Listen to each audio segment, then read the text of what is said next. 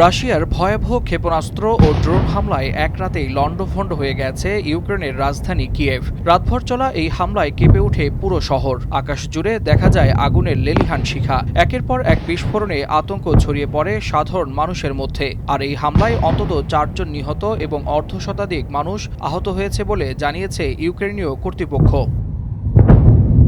শনিবার দিবাগত রাত 1টার পর থেকেই কিয়েভ জুড়ে শুরু হয় বিস্ফোরণের শব্দ। ইউক্রেনের বিমান বাহিনী আগেই সতর্ক করেছিল রাশিয়া হাইপারসোনিক ওরেশনিক ব্যালিস্টিক ক্ষেপণাস্ত্র ব্যবহার করতে পারে। এরপরেই রাজধানীর বিভিন্ন স্থানে আঘাত হানে রুশ ওরেশনিক মিসাইল, যা শব্দের চাইতে 10 গুণ গতিতে আঘাত হানে। এছাড়াও বহু ভবনে ড্রোন হামলায় আগুন ধরে যায়, ধসে পড়ে কয়েকটি আবাসিক ভবনের অংশ। সকালে সূর্য ওঠার পর শহরের বিভিন্ন স্থানে আগুনের কালো ধোঁয়া উঠতে দেখা যায়। উদ্ধারকর্মীরা ধ্বংসস্তূপ সরিয়ে আহতদের বের করে আনেন। দমকল বাহিনী ঘণ্টার পর ঘণ্টা কাজ করে আগুন নিয়ন্ত্রণে আনে। সামাজিক যোগাযোগ মাধ্যমে ছড়িয়ে পড়া ভিডিওতে বিশাল অগ্নিগোলক এবং ধসে পড়া ভবনের ভয়াবহ চিত্র দেখা যায়।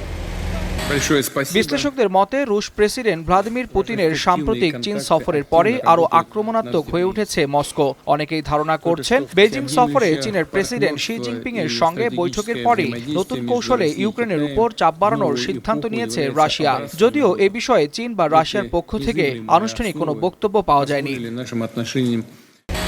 এদিকে কিয়েভের মেয়র ভিতালি ক্লিচকো জানিয়েছেন হামলায় বহু মানুষ আহত হয়েছেন। আহতদের মধ্যে অনেককে হাসপাতালে ভর্তি করা হয়েছে। শহরের অন্তত 40টিরও বেশি স্থাপনা ক্ষতিগ্রস্ত হয়েছে বলে জানান তিনি। ক্ষতিগ্রস্ত ভবনের তালিকায় রয়েছে আবাসিক ভবন, অফিস, দোকান, গুদাম এবং মেট্রো স্টেশনের অংশবিশেষ। স্থানীয় বাসিন্দারা বলছেন দীর্ঘ সময় ধরে একের পর এক বিস্ফোরণের শব্দে পুরো শহর কেঁপে উঠছিল। অনেকেই সন্তানদের নিয়ে রাত কাটিয়েছেন ভূগর্ভস্থ স্টেশনে। এদিকে ইউক্রেনের প্রেসিডেন্ট ভলোদিমির জেলেনস্কি দাবি করেছেন রাশিয়া পরিকল্পিতভাবেই ইউক্রেনের সামরিক ও শিল্প অবকাঠামো লক্ষ্য করে হামলা চালাচ্ছে।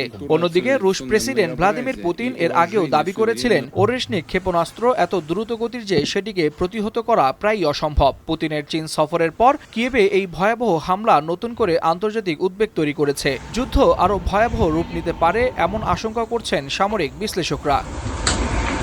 Waliul Hasnat, Times today.